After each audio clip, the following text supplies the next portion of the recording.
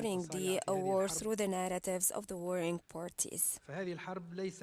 The war is not just an armed conflict that tackles the territories and sovereignty. It's a larger war that is or that aims to shape the world order. This is the narrative that we hear in Russia. There are other countries that share this objective and back Russia. The West, headed by the United States, consider this war an attack to the international law and to an attack against Europe and a threat to international security and peace, especially now that some people consider it an extension of the Cold War legacy, and that Russia is a threat to the world that needs to be defeated. Maybe this could also lead to facing the threat of China prior to China gaining absolute power and influence. The Ukrainian battlefield has a greater scope and it is not limited to the Ukrainian territories. We will be discussing the different narratives of the war on Ukraine. The speakers in this session will be Mrs. Olena Trigup, the Secretary General of the Independent Defense and Anti-Corruption Committee, and she is coming from Ukraine. Mr. Liqa Mekki, a senior researcher and associate professor at the Department of Political Science at the National Research University Higher School of Economics from Russia.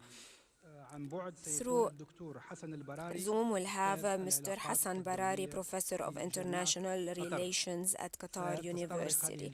This session will extend over an hour and a half. Each speaker will have 10 to 12 minutes for their initial thoughts before opening the floor to a discussion with the audience. This session will be live streamed on Mubashar and other platforms. We will also be taking questions from all the audience present here. We will start with you, Mrs. Olena. You have the floor.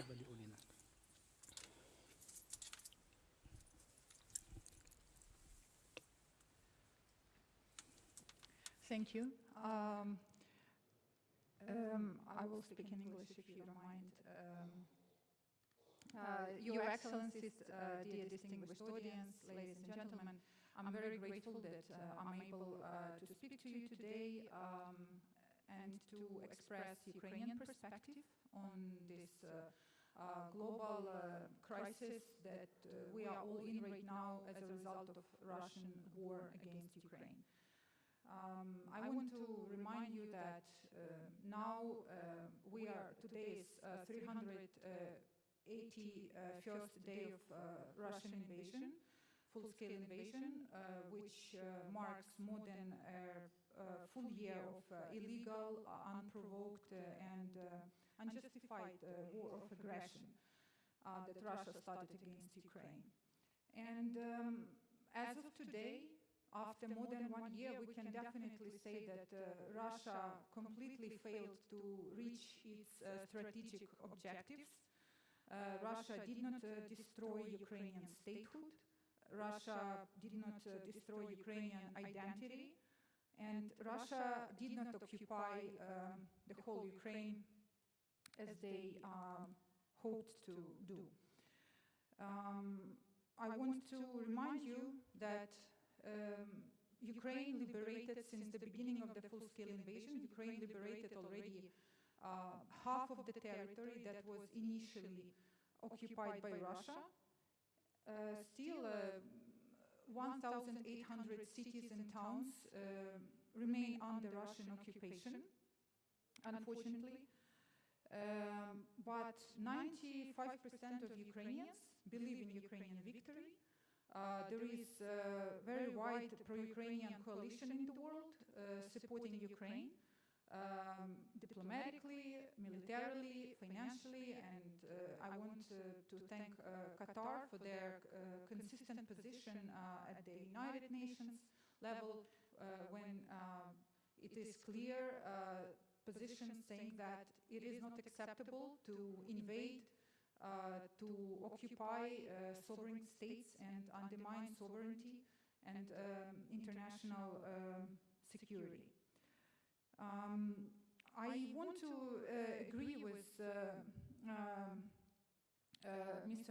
Moderator that yes, what is happening now on the battlefield in Ukraine will determine future, not in Ukraine, but all over the world, mainly in Europe, but also here in this region. If Russia needs to lose this war, and Russia will lose this war. Already Russia lost, as I said, because they did not achieve their objectives and they are just continuing their tactical attacks on Ukraine in different directions. Right now the heaviest area is Bakhmut, and Russia now has a strategy to continue a war of attrition for a long period of time. And it depends on countries in the world, including countries here in the Gulf, on Qatar, what their actions will be to allow Russia to continue this horrible World War II style war. I mean here diplomatic pressure should be increased, sanctions should be tougher, Russia should be cut off from resources, and the global peace and world order should be restored. No country should be allowed to attack a smaller neighbor and take their territory and kill their people in a genocidal war, because this is a lose-lose scenario for basically everybody in the world, especially for smaller countries. And specifically, I want to say about, for example, the Russian strategy of airstrikes. The magnitude is just incredible if you think about it. Since the beginning of a full-scale invasion, Russia launched almost 5,000 missile strikes, 3,500 airstrikes, and more than 1,000 drone strikes. And for example, day before yesterday, Russia launched 81 missile against Ukraine. And despite all those attacks, which Russia especially was focusing around cold time, winter time, because Russian strategy was to break Ukrainian spirit, because Ukrainians would freeze to death and there would be no gas, electricity, running water. All that completely failed. Now we are in spring. Russia continues the strategy, but they have much less missiles now, so the strikes became less frequent. But yet, they are very dangerous because, for example, day before yesterday, when Russia launched those missiles, as a result of this attack, their largest nuclear power plant in Europe, Zaporizhzhia power plant, was completely powered down due to blackout.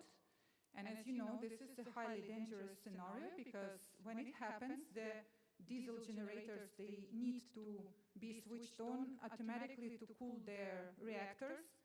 And these are highly risky scenarios, which are of great concern to the International Atomic Organization, especially that this is not the first time it happens. It already happened 6 times since the beginning of the full-scale invasion. And of course, you can imagine, if this is the largest nuclear power plant in Europe, what can happen if there is a nuclear disaster at this power plant? What it will mean for the entire world. And unfortunately, Russia is playing with the fire and acting as a nuclear terrorist because it is a fact, it is recognized by the UN agency that Russia transformed this nuclear power plant into a military base. Russian heavy combat vehicles were detected there. The territory of the power plant is mined. There are artillery weapons there. There are anti-air systems there. It is known that in any military conflict you do not transform a nuclear power plant into military object. But yet, for Russia, it is possible to do something like that. And I think that international pressure should be increased on Russia to basically demilitarize this nuclear power plant, as it was already officially demanded by the UN. And otherwise, Rosatom should be completely sanctioned. Russia should be expelled from International Atomic Organization, and Russia cannot do business in nuclear energy if it behaves as a nuclear terrorist. And all countries have to play part in it. Moreover, of course, you know about the other threat when I mentioned the word nuclear. Of course, you can see that in Europe, in the United States, very often the discussion is that we cannot help Ukraine with too much of assistance, because Ukraine can become too strong and beat Russia, and then Russia will use nuclear weapon. And that's why we will help just a little bit to repel Russia, to keep the war going, not to let Russia win, but we will not help Ukraine win. And it's very unfortunate for the world, because it means that Russian nuclear threats, Russia threatened on official levels during this war several times that they will use nuclear weapon. They hinted, they play with this idea, sometimes more intensively, sometimes they drop it for a while, but this is what they do, and it means that every country that has nuclear weapon basically can go attack a country that doesn't have nuclear weapon, and nobody will do anything, because everybody will be afraid of the nuclear weapon. So this deterrence, nuclear deterrence here works in a reversed way, which will lead to nuclear proliferation in the world, to more conflict, to more destruction. Also a lose-lose scenario for the whole world. So any threats that Russia voices to use a nuclear weapon, they should be taken very seriously, and international community should be very strict with Russia. They cannot even talk about it, because it's absolutely unacceptable and absolutely dangerous for the whole world. And I'm happy that some big countries like China and India, they already let Russia know this. Also, as you know, Russia exited from START treaty. It's part of this nuclear blackmail, which we should not be afraid of, because I think that this is just Russian strategy to basically scare the whole world and do all this atrocity which they are currently doing in Ukraine. And finally, as you know very well, since you are an energy exporter, it's a great opportunity now for countries like Qatar to win over European energy market, because Europeans are deeply shocked about Russian behavior, and they understood that Russia is not an energy partner for years to come, and they are looking for alternatives. And now those countries who will come first to European market, they will win, because the contracts will be long-term contracts for 10, 15 years. And Europe is in desperate need of such reliable energy suppliers who don't start wars and who don't occupy other countries. So here Qatar has a huge role to play, because not only Qatar can export energy, but Qatar, through this economic activity, can participate in the creation of the future security architecture in Europe. I'll say a few words about the global food security, which is also of relevance to you. Despite the war, Ukraine remains the fifth largest agricultural exporter. And currently, there is the grain deal to export food through the sea is active. It expires March 18. It is important that it is continued. I want to remind you that it was very hard to achieve this deal, and the conditions for Ukraine are not good ones, but Ukraine is a very responsible country. Ukraine understands its place in the global food security, and Ukraine sees itself as a guarantor of the global food security. And we managed since the start of the war to export 50 million tons of grain, oilseed, processed products, and provide food for hundreds of millions across the globe.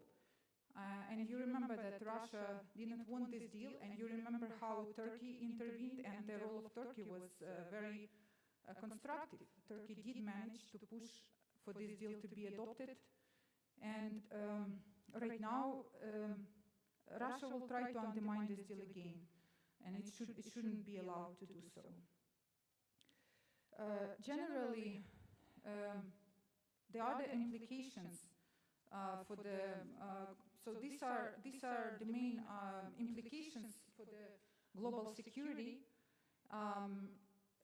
The fact, just to finish, I would just want to say that Russia is now conducting a genocidal war against Ukraine. There is very big data about Russian war crimes, about violation of international humanitarian law. And Russia will be brought to justice for those crimes sooner or later. And at the level of UN, Qatar has a lot to offer, to help, to do it faster than later. And moreover, except for the reinstatement of justice, there will be also an economic recovery plan. We already understand that Ukrainian recovery program will be the largest reconstruction project since World War II. And the World Bank estimated that Ukraine will need around 700 billion US dollars to reconstruct all the damage done. And it is also a great opportunity for Qatar, because right now it's a good time to see where, to make plans in reconstruction of Ukraine together with other partners. Right now it is still early stage and there is no one plan, but there are a lot of initiatives, platforms on G7 level and other levels where the future of the reconstruction is being decided, and it's a huge economic opportunity. And for Qatar, it's also an opportunity not only to benefit economically, but also to become an essential part of the European security.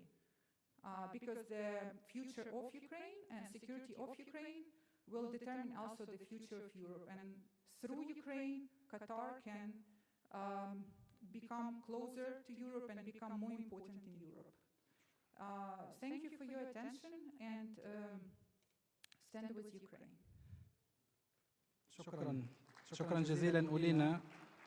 سنعود إليك لاحقا في فترة المناقشة مع أسئلة الحضور. شكرا. استمعنا من أولينا إلى المنظور الأوكراني حول هذه الحرب والتعقيدات التي مرت بها، بما في ذلك أزمة الطاقة وأزمة الغذاء والجوانب الأمنية. نريد أن نستمع الآن من يونيد إسايف، المنظور الروسي لهذه الحرب، الرواية الروسية الكبرى حول هذه الحرب، ونريد منك أن تربط ذلك أيضا بما يجري في الشرق الأوسط، حتى نربط الحديث في هذه الجلسة بما دار من مناقشات الجلسة الأولى ليونيد. What's happening in the Middle East. Leonid, the floor is yours. Great, thank you so much. شكرا جزيلا. Dear colleagues, it's a real pleasure for me to be with you again after the break of Al Jazeera forums. And it's a pleasure for me to be part of this discussion.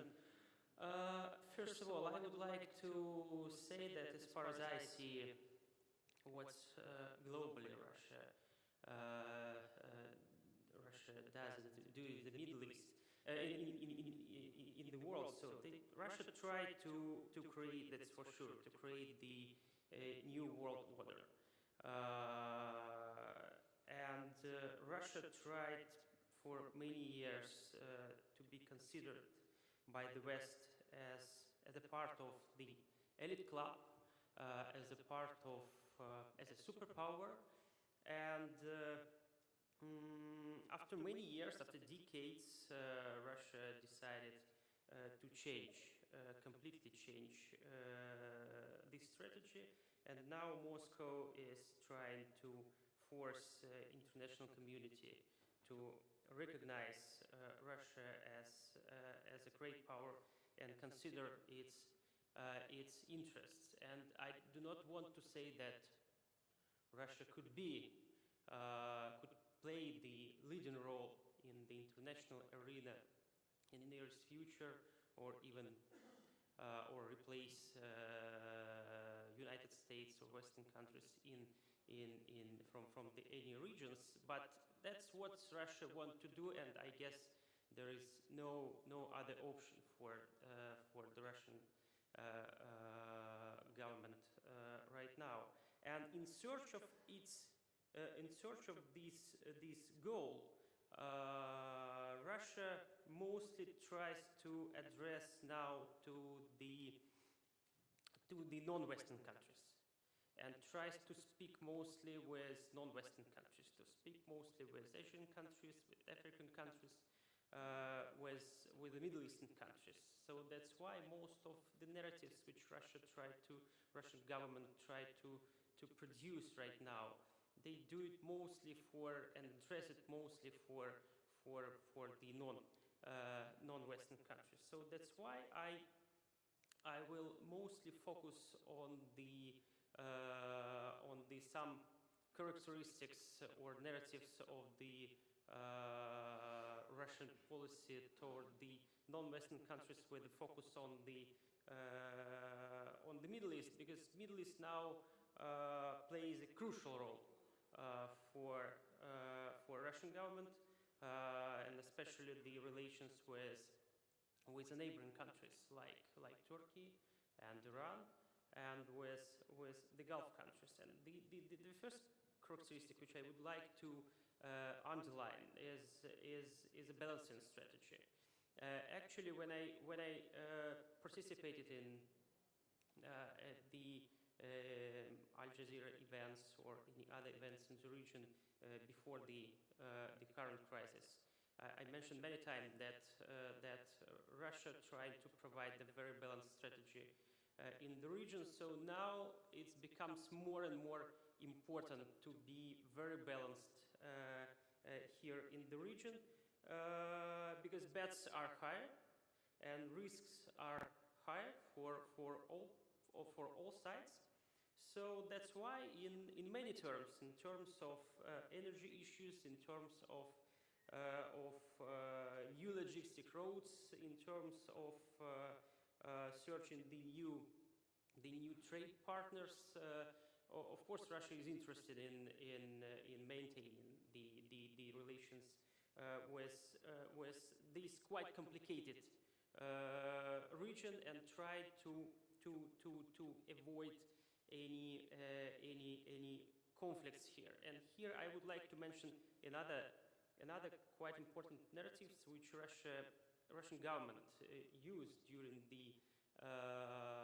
the last months toward the Middle East is a narrative of normalization in the Middle East. And Russia tried to from the one hand to avoid any conflicts in the region, and from the other hand Russia is interested in normalization in this region, because escalation could put Russia in the very inconvenience position when you have to choose between one side or another side. So, and that's what Russia would like to avoid here due to the lack of resources, because the lot of resources Russia spent in Ukraine, and Russia doesn't need the second front here. So that's why, speaking about, for example, the Syrian conflict, during the last months, Russia tries to avoid any escalation in Syria, because Russia does need the second front there. And actually, that's why I guess Russian government and Russia is extremely interested in the current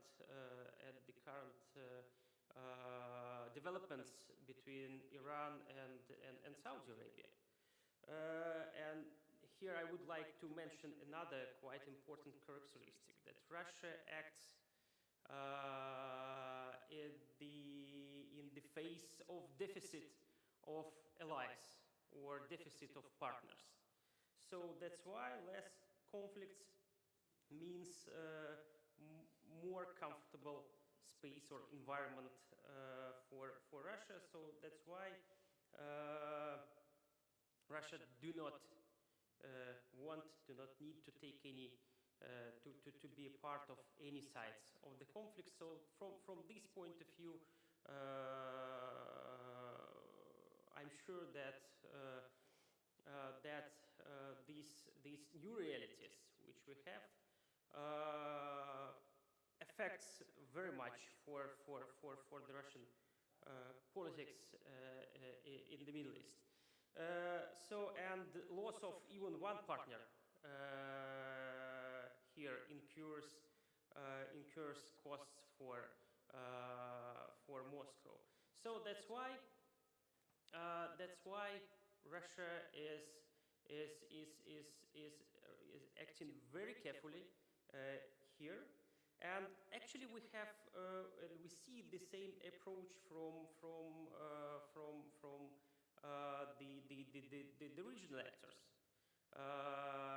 mostly because Russia perceived now as quite unpredictable actor in the Middle East, until Moscow will formulate clearly its goals and strategy toward the Middle East. But still, the both sides are acting quite and extremely carefully.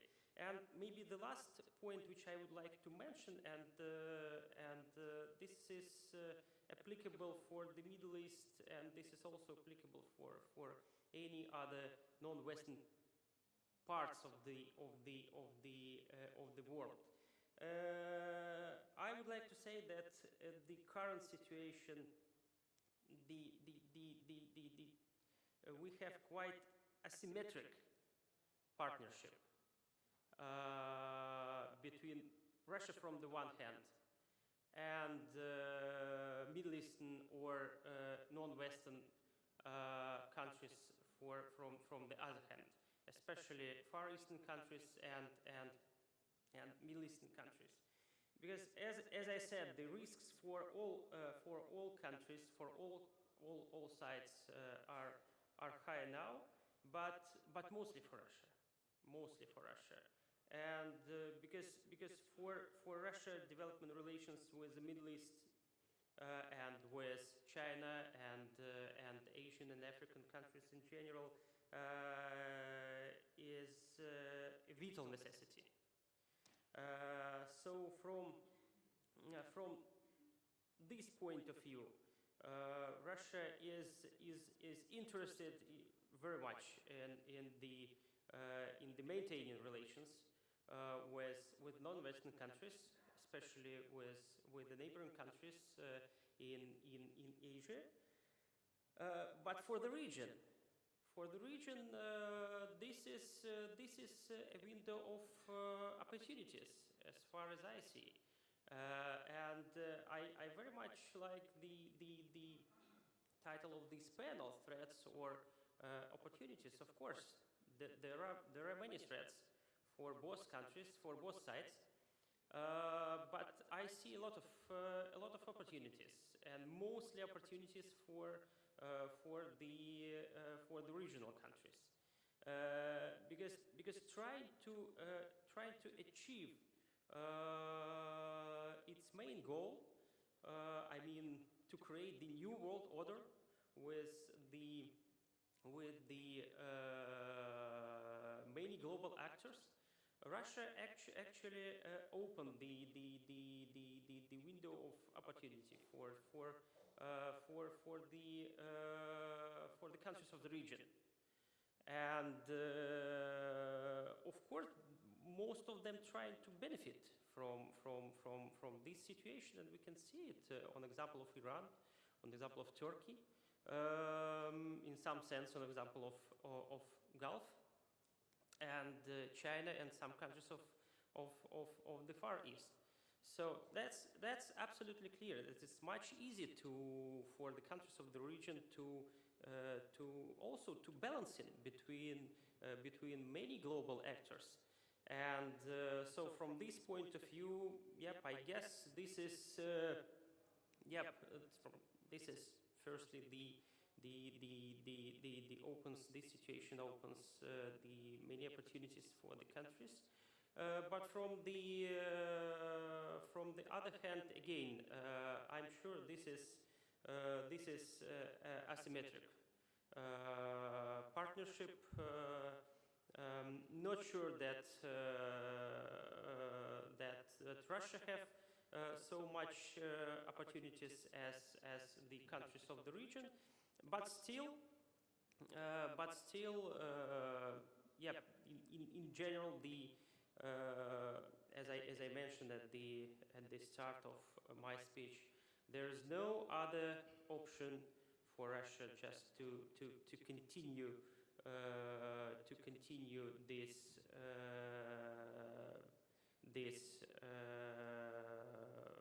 strategy, to continue this way. So yep, that's why I guess Russia will more and more involvement in the regional affairs, will be more and more involvement in the relations with non-Western countries, and for sure it seems like long-term conflicts and like new realities. Not sure that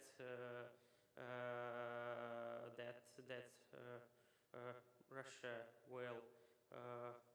will be the main beneficial of it, but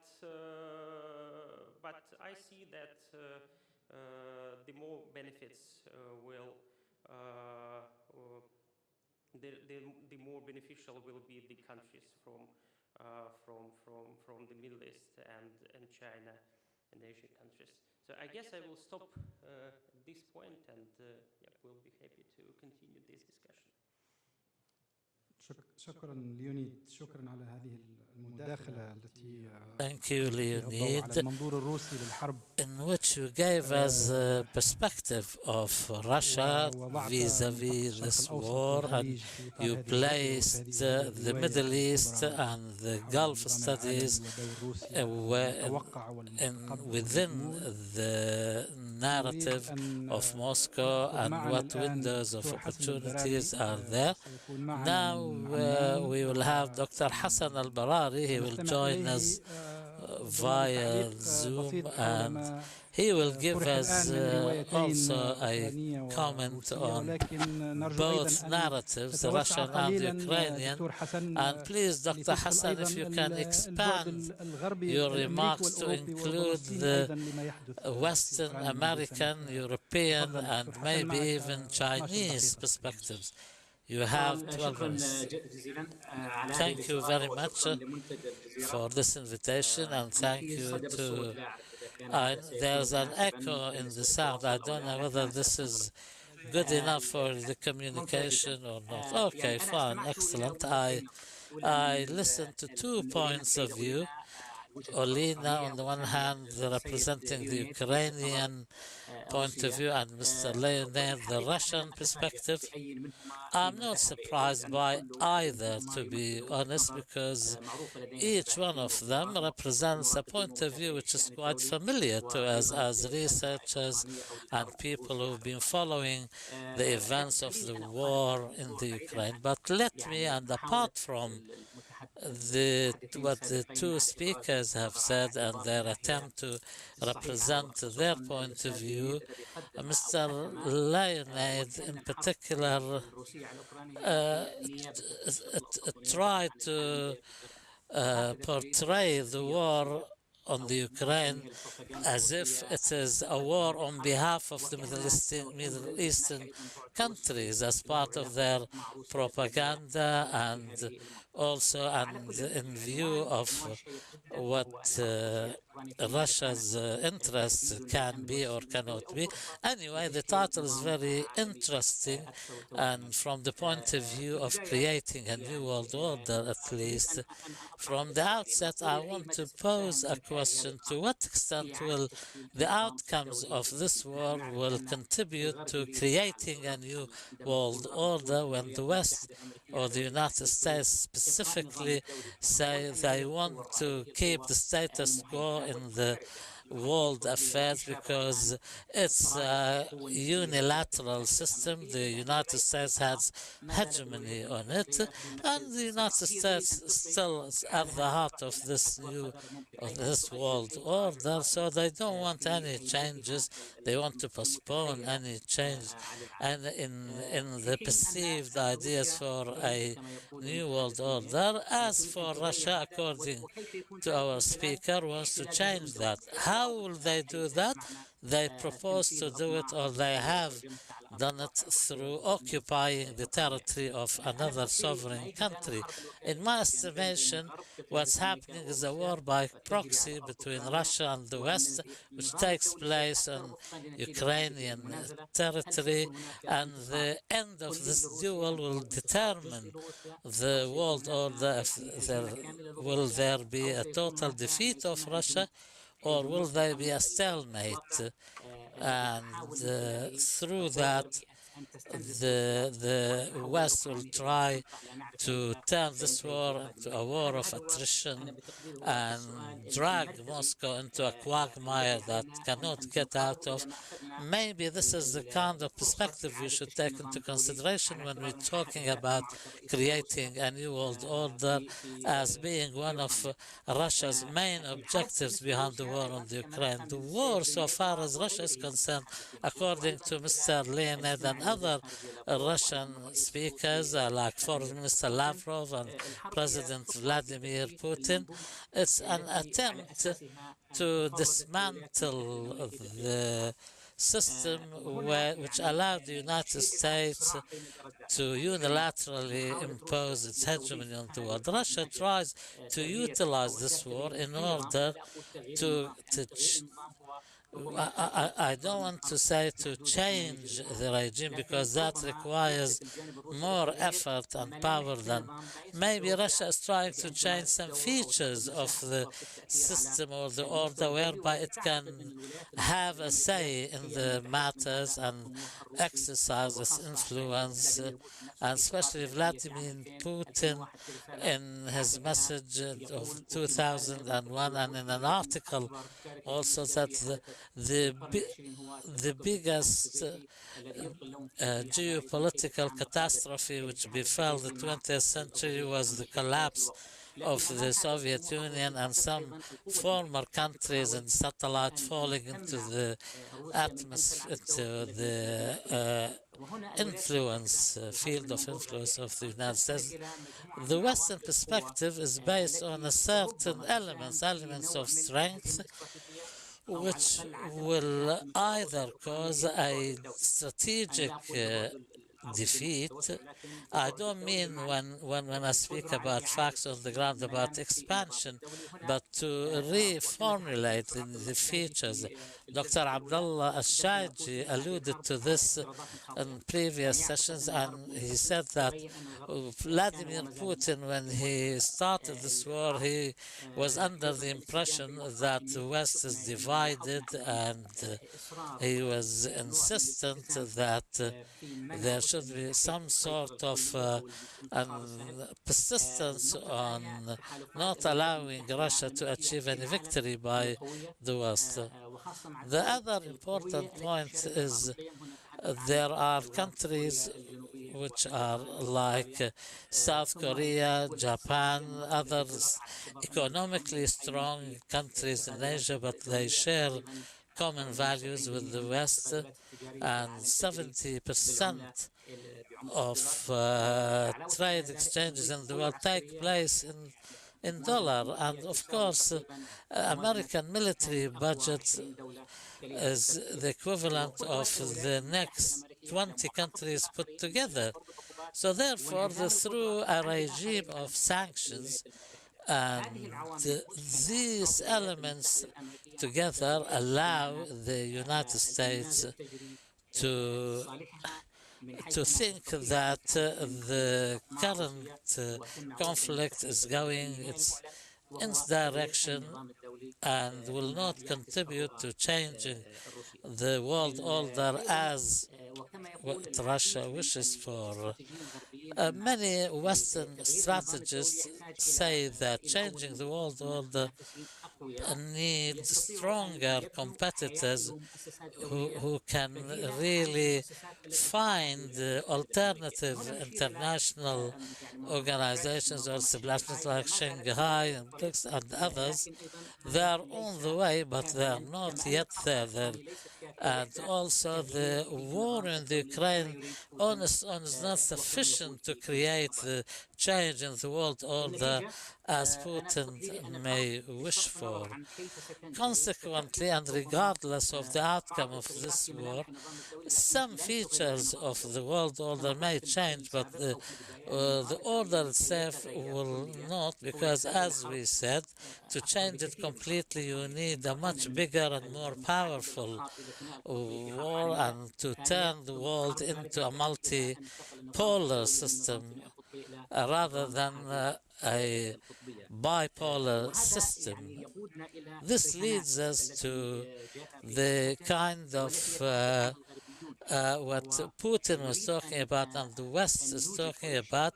Putin was banking on creating a bloc against what when Leonid spoke about the West and said that Russia is waging this war on behalf of the rest of the world against the West.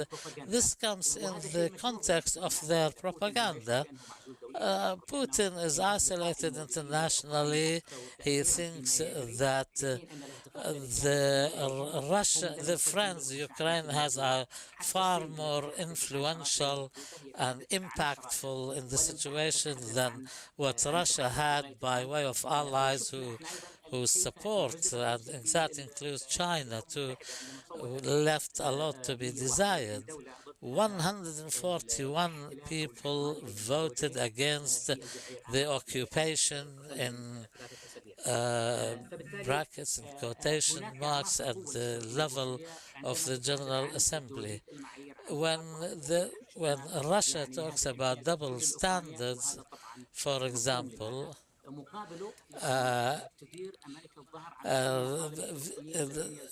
they talk about against the occupation of Ukrainian lands, whereas they turn a blind eye to the occupation of Palestine and provide military help despite the so-called slogan of the two-state solution that America keeps repeatedly claiming to uphold. I don't know if I reached the end of the time allocated to me, but your time is over, Dr. Barari. Now, this second. Okay, I'll leave it here, and there is something to do with the nuclear issue and expediting the question of the energy crisis and food security. I'll leave it نعم، to the شكرا discussion. شكرا Thank you. حسن، دكتور حسن البراري، وتبقى معنا للتفاعل مع Thank you, أسئلة Mr. الجمهور Hassan أيضا. Barari. Kindly stay with us in order هذه to الحرب answer لن the تغير النظام questions الدولي from دكتور the حسن البراري. audience. تغيير النظام الدولي يحتاج إلى حل أكبر من So, مجرد changing the world موضوعية order في would require larger than this war, as Mr. Barari said, and that the balance of powers is still in favor of the West. We move now to Dr. Liqa Meki to listen to his perspective on the war. You might agree or disagree with Olina and Leonid, or at least with some of what they said and some of what Mr. Hassan Barari mentioned. Thank you, Mr. Azedin. Greetings to all, peace and blessings of God be upon you. In 2003, specifically spring 2003, a European strategic report was issued. It was the first issuance back in 2003, and it stated that Europe has never been this prosper, as safe and free as it was, and this is an unprecedented period in the history of Europe. On March 2020, the same report was issued stating that Europe is facing several issues, exploiting refugees, using or mobilizing the military, drop of public freedoms, and the deterioration of the security situation in general, and the rising forces defending the European continent and so forth. So this unprecedented prosperity in Europe, and now the current situation, which is at jeopardy, is not something limited to Europe only. Why did we get to the Ukrainian war? This war is not the reason to change for the world order. It was waged due to the dysfunctioning of the world order. It is the result of many crises that started in 2003, and specifically even before that, after 9/11.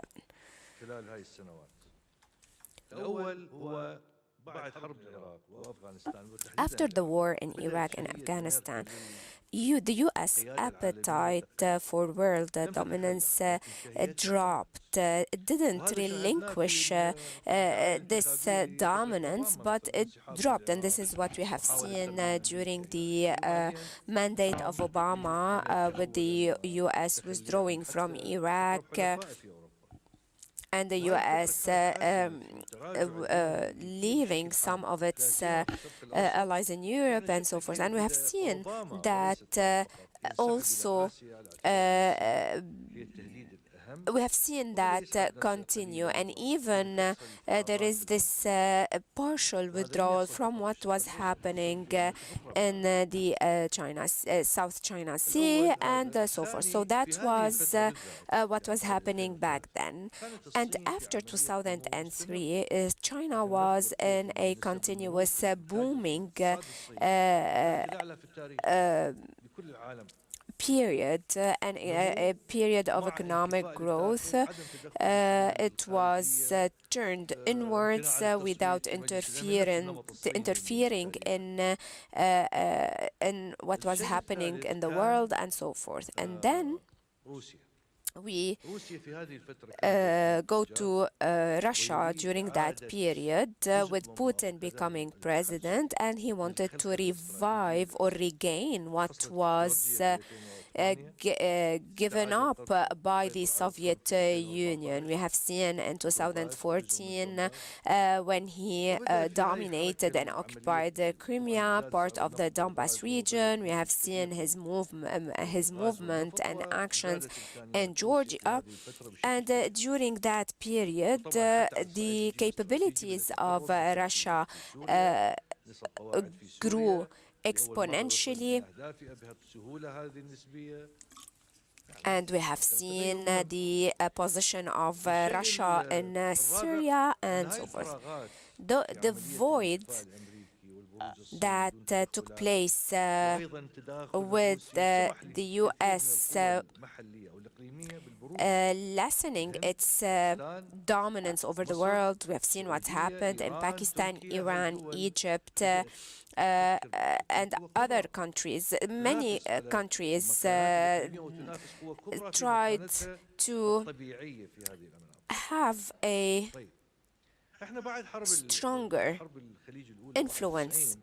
After the 1991 Gulf War, the fall of the Berlin Wall, and so forth, during that period, the 90s, it was the most stable period worldwide. We had one dominating superpower back then.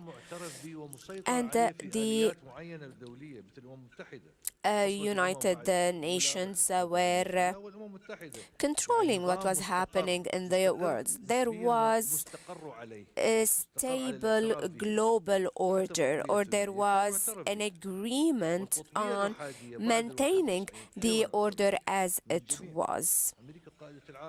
And the United States was the main dominating superpower in the world. After the invasion of Iraq, Afghanistan, later on, the situation started to shift, and we have seen that there was some challenge and competition vis-à-vis the United States. Many events took place in the world, such as the 2008 economic crisis, the climate change, the rising temperatures, and the several natural disasters, such as drought, the drop in agricultural crops, protectionism, that led to a shrinking in globalization, and countries turning inwards rather than outwards. This all came after the Cold War. New organizations started emerging, such as BRICS. Some countries started emerging. We call them we had the G20 countries that emerged as economic powers, such as India, Brazil.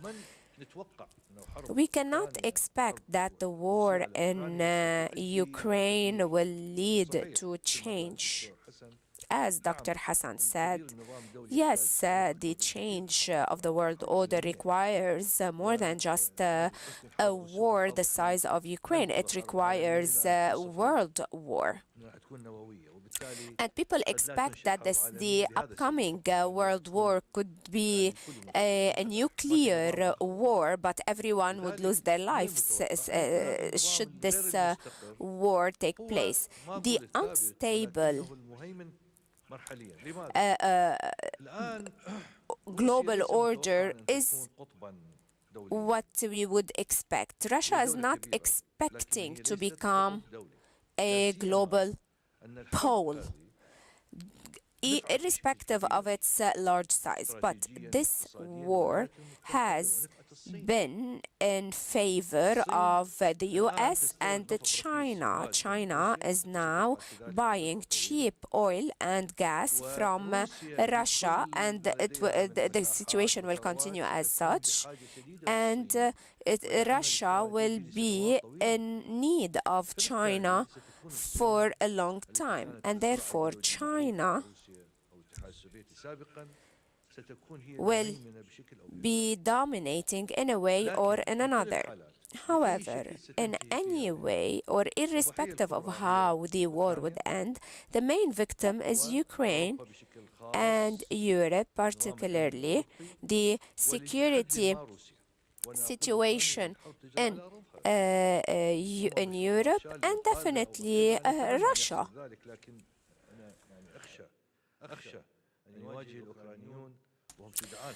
And I have fears over Ukraine. Ukrainians are very brave people. I've heard both narratives earlier in this session.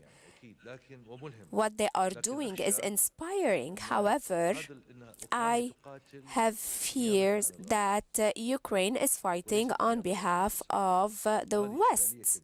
And here lies the problematic. Definitely, Ukraine is defending itself. However, the encouragement and the assistance from the West is not just for the sake of Ukraine. And this is a pattern that is very well known. On this issue specifically, this war,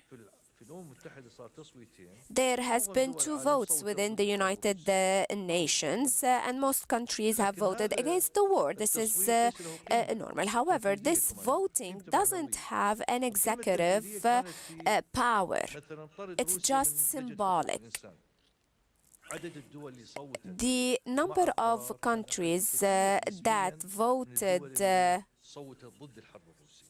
in favor or against the war did not vote on withdrawing Russia's membership from the Human Rights Council.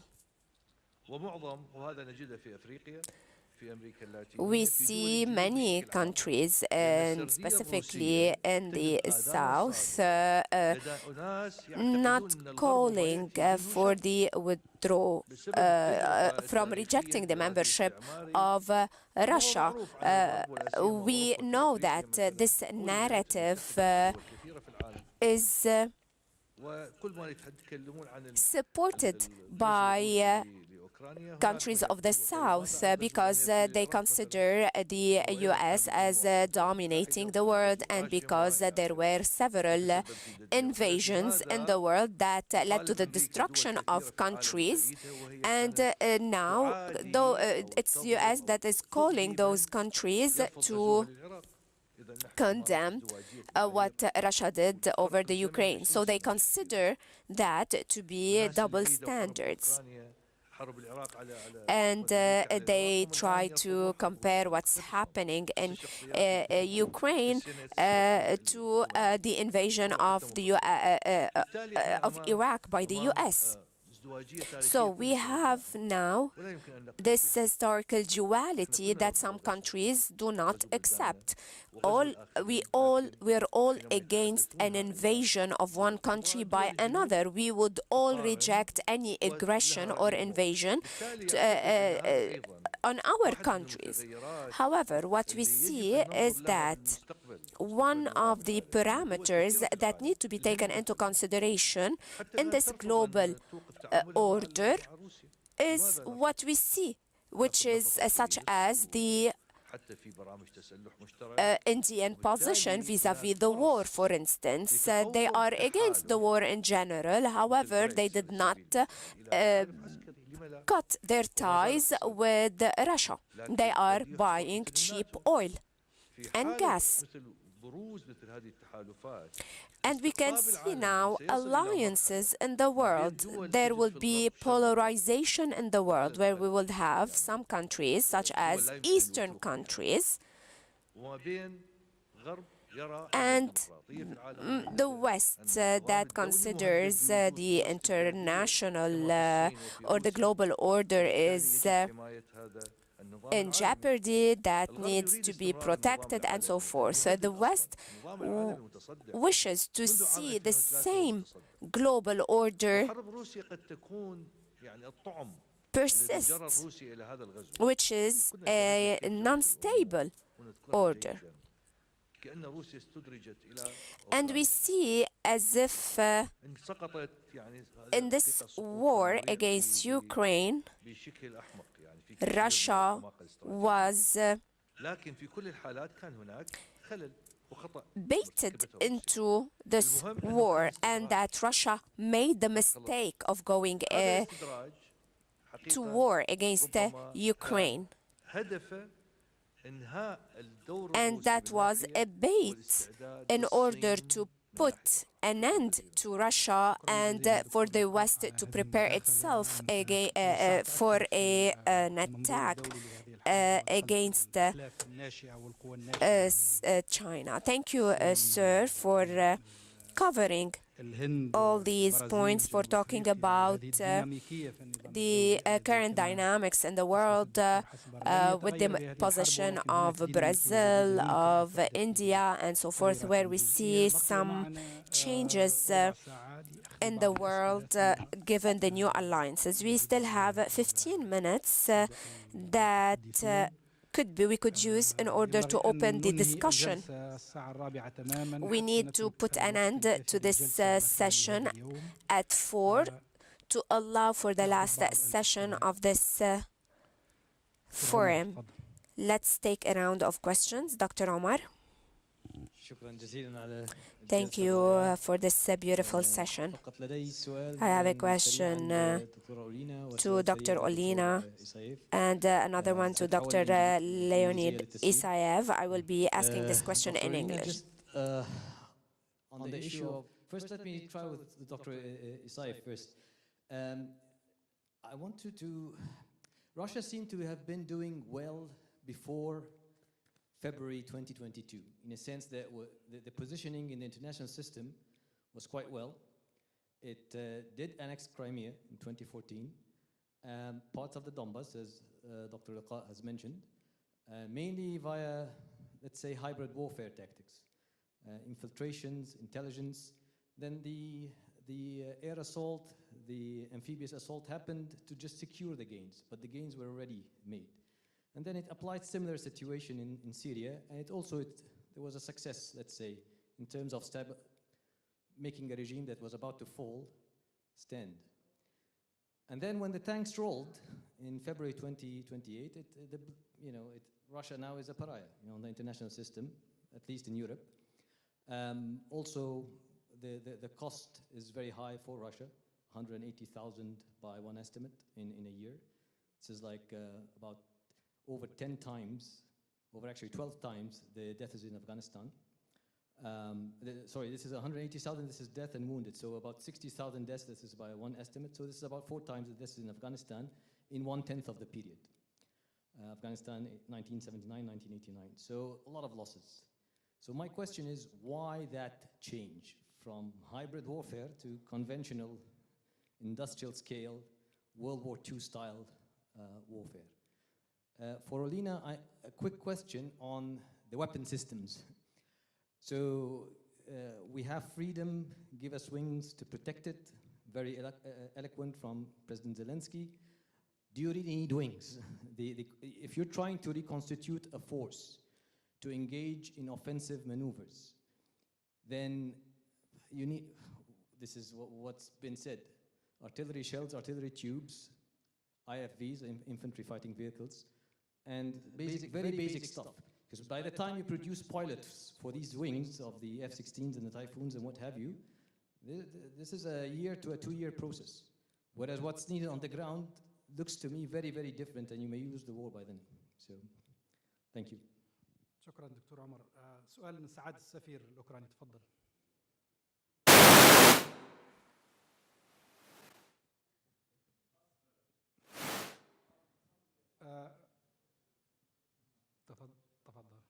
شكرا جزيلا.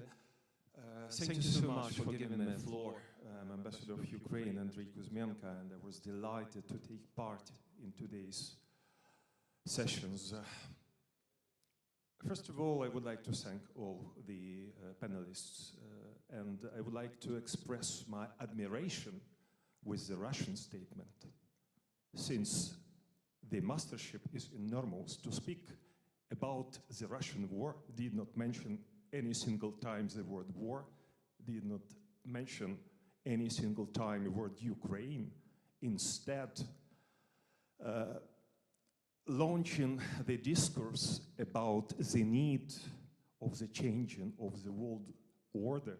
Actually, we have witnessed in 30th and 40th of the 20th century the attempt to change the world order.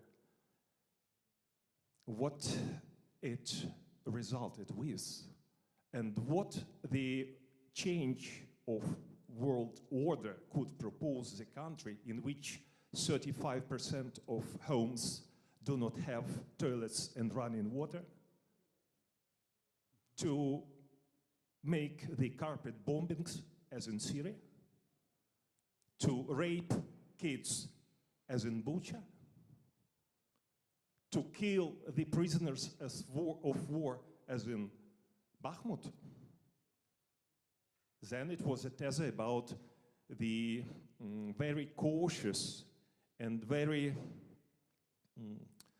attempts of Russia to keep situation here stable in the region.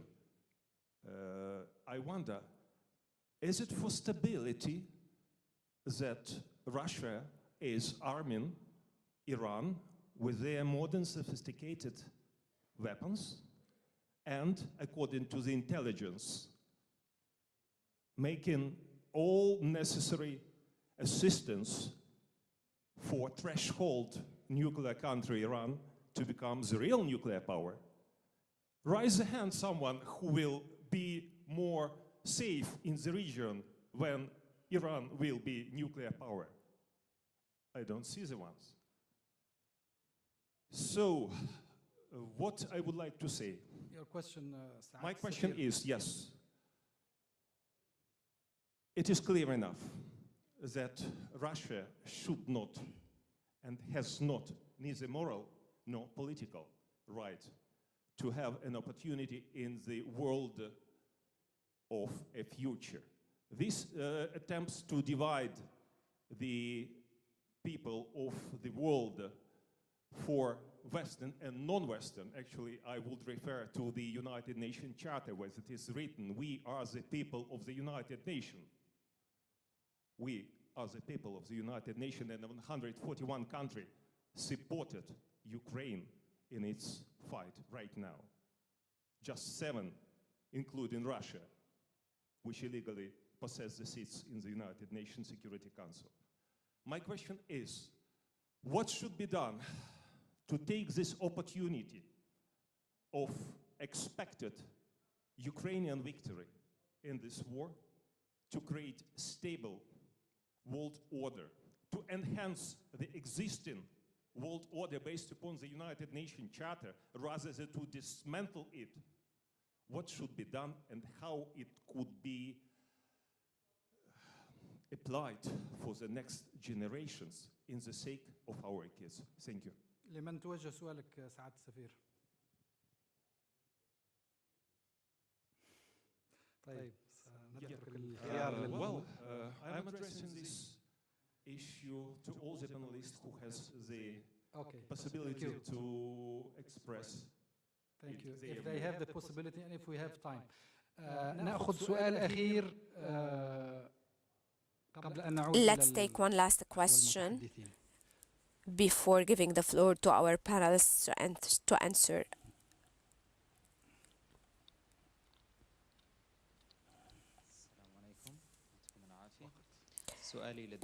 Peace upon you. My question is to Mr. Lika. Since you talked about the historical background of Russia, you talked about the Cold War, the Iraq invasion, and so forth. What changed so that the West's reaction be as violent as we have seen it now? If we take the intervention or the interference of Russia in Georgia and now in Ukraine. So what changed when it comes to the US and when it comes to Russia? Kindly, we still have 5 minutes. We will take the question of Mr. Abdallah and then give the floor to the panelists.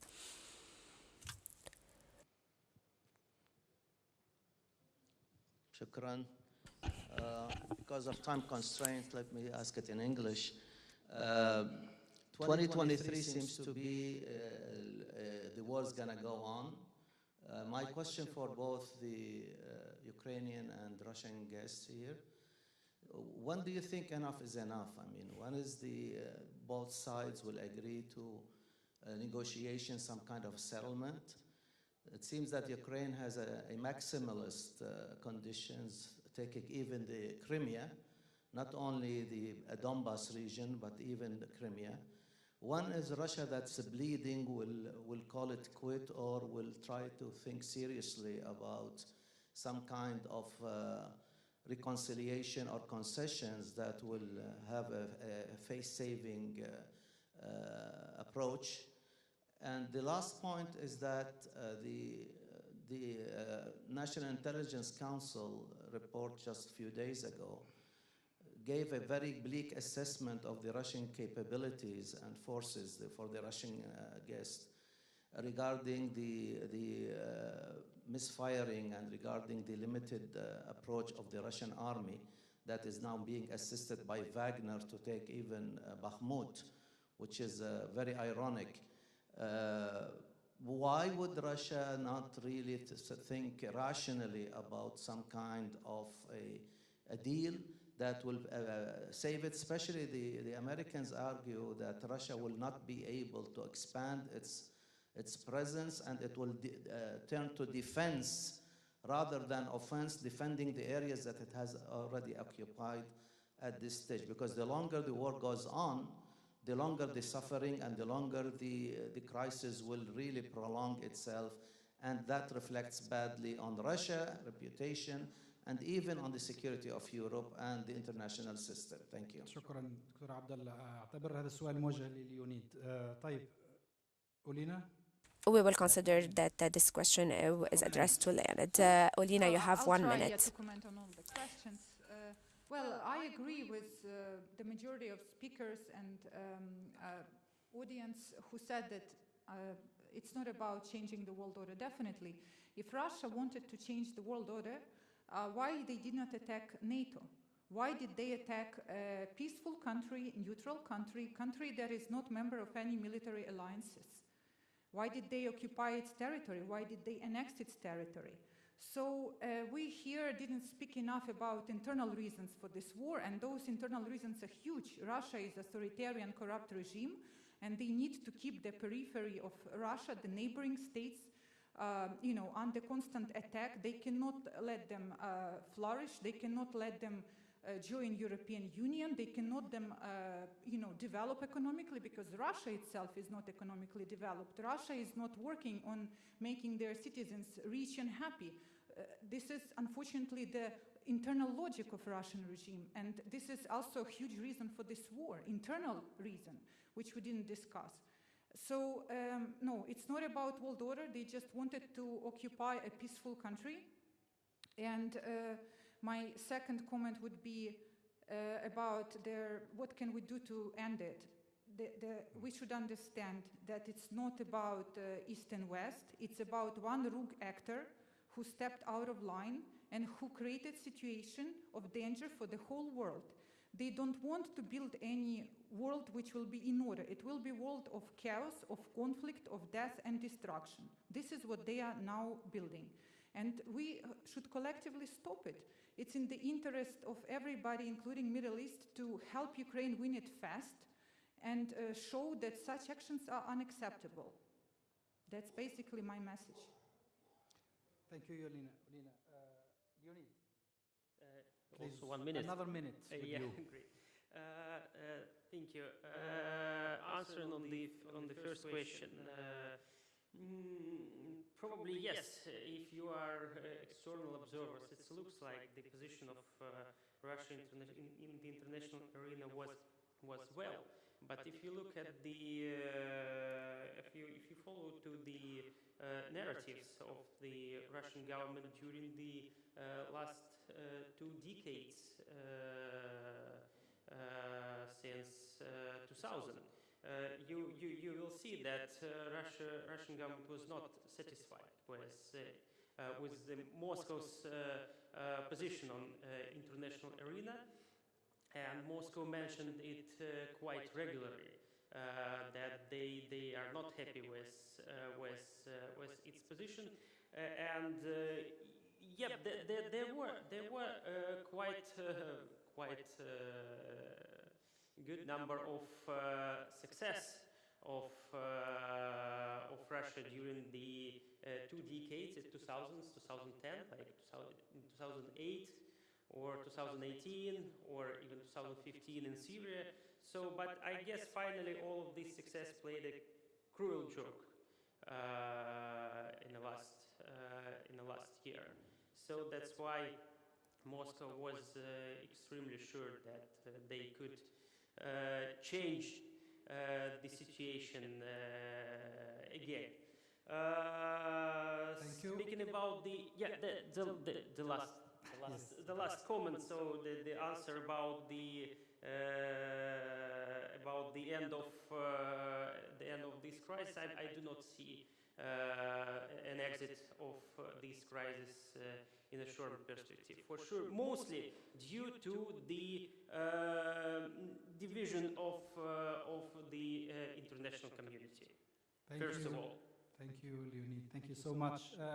الدكتور حسن البراري نعطيك دقيقة أيضا لتعليق أخير وربما تجيب فيها على سؤال سعادة السفير الذي Maybe you could ask or you could answer the question addressed to all the speakers. You have 1 minute.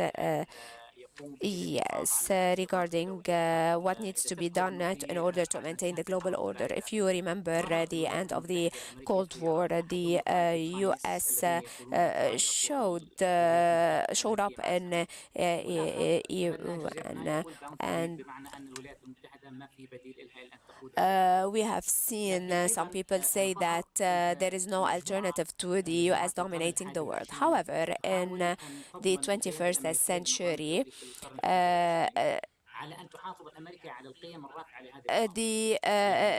we started seeing some attempts for the U.S. to continue or to maintain its dominance over the world. However, while also upholding the values of democracy and so forth. So what destroyed this global order is the position of the U.S. in relation to countries having the right to defend their autonomy, and specifically the duality used by the United States. So there have been, over the last 2 decades, a double standard policy that is used by the U.S. against the world.